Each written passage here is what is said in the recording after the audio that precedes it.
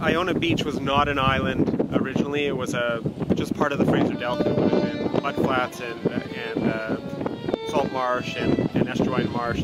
And it was created as a sand island in the 20s and 30s because of dredging of the Fraser River. So they wanted to deepen the Fraser River to allow navigation. They wanted boats to be able to go up to Mission and places like that. So they dredged out the material at the bed of the river and they pumped it onto islands basically.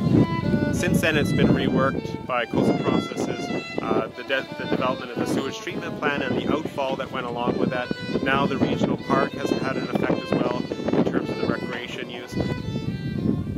Originally it's kind of an early successional plant community that develops things that are tolerant of very nutrient-poor soils that dry out in the summer, soils that have very little organic matter.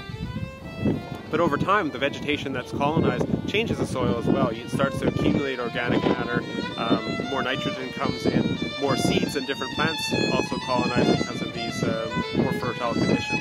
And so what happens is you basically colonize all the available sand and you change that into a very densely vegetated community, and the rare species, whether they're plants, whether they're the invertebrates like ground beetles and mosses, things like that rely on that sparsely vegetated plant community, are lost.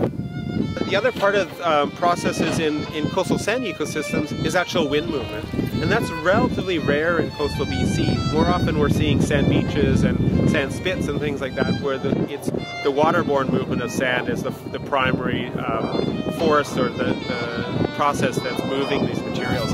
Every tidal cycle, if there's small waves or large waves, you get the gradual movement of sand along the shore in the prevailing direction of the waves.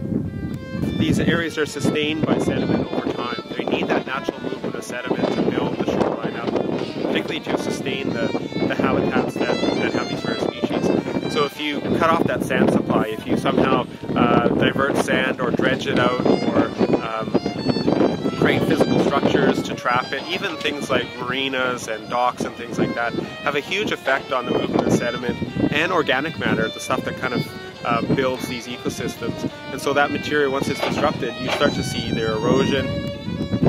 So that's a big effect on coastal environments.